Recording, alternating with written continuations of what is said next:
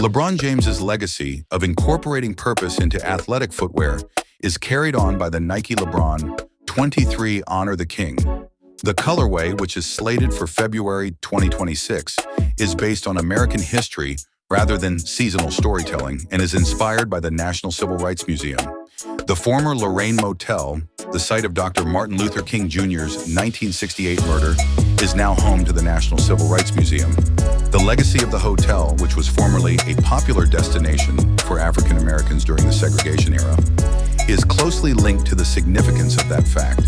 The location itself also became the tragic scene of the previous motel's transformation from a place of employment for workers and a home for families to a national emblem of mourning.